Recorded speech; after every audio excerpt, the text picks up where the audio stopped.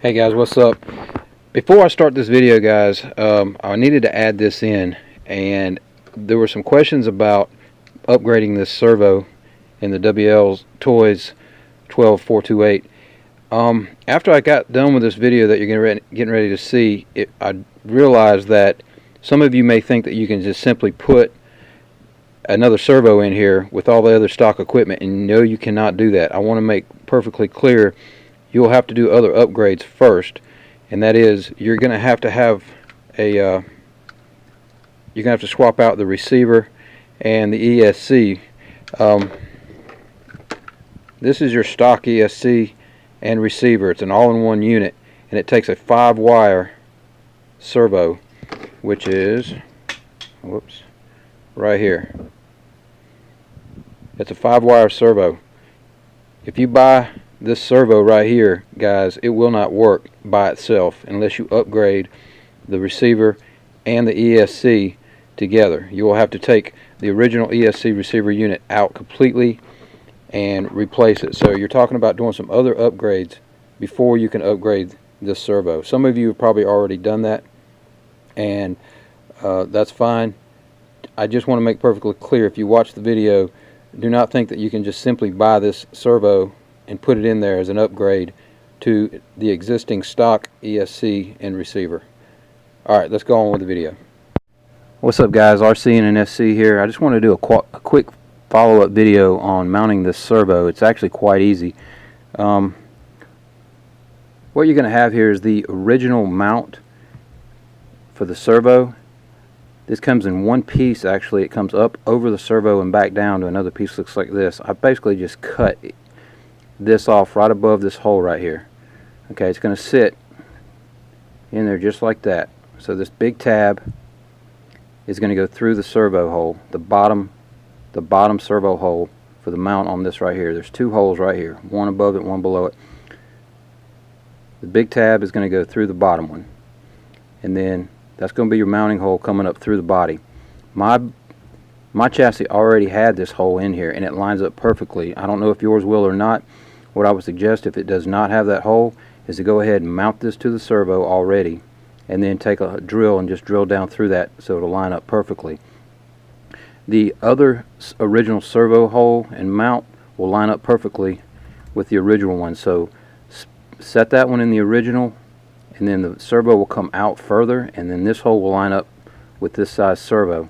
Guys, what you're going to do here is it's much easier to already have this mounted to the servo, but it's going to go in there just like that, and it doesn't go all the way down to the body when it's already in this bottom servo ear.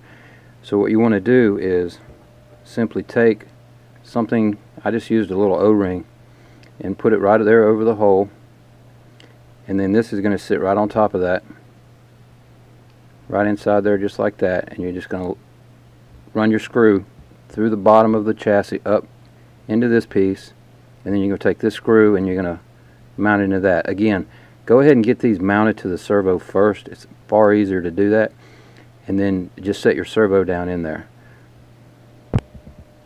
Alright guys, what I've done is I've gone ahead and put this piece back in place. As you can see, it's pretty simple. There's your screw coming in through the servo ear, through the bottom one. You're not going to use the top one in this case. And then you have the screw coming up through the bottom of the chassis up into here, and that's it. Don't forget to put a small spacer, maybe 2 or 3 millimeter O-ring, little washers or something like that, and that'll mount in there just perfectly. And the other side's done the exact same way. Let me cover the servo horn as well. Okay guys, as you can see, I just used one of the servo horns that came with this servo. I'm trying to get down here close here, but you can see that here, 1, 2, 3, the third hole, I just drilled it out to 2 millimeters, and that'll let this screw come through here. Well, I think it was like 1.5 actually, and that'll make that screw fit in there nice and tight. It does not have a servo saver on it, but anyway, that's what I've done here. Just use one of the original servo horns. The third hole will line up pretty much originally with the same distance from the screw as the original servo horn, and that'll give you the correct spacing and the turn radius and all that. So that's pretty much the mod on the servo. It's pretty simple. Just drill this out, modify those two little mounts on each side, and you're good to go on the servo. Alright guys, the only other thing I wanted to cover here in this video was, since my original video, I've actually swapped this motor out again. I had a 3650 in it, which comes with the standard 1/8 inch shaft, which matches the original gear. But since I have put a 3665 on here, which is a little bit lower kV, this is a 3100 kV, but it has a 5mm shaft. So I found this gear on Amazon. I'll link it down below. This gear will fit perfectly. It's a 17 tooth.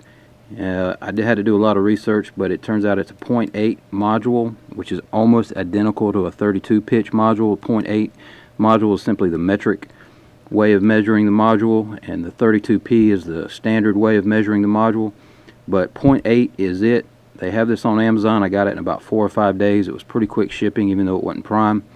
But if you have a brushless motor with a 5mm shaft, you can get this gear. It bolts right back on, no adjustments. The mesh alignment's good. So that was the only other thing that I've done since my original upgrade to it. And this motor gives me a lot more control. It doesn't cog. The higher kV motors have a tendency to kind of cog when you first start out.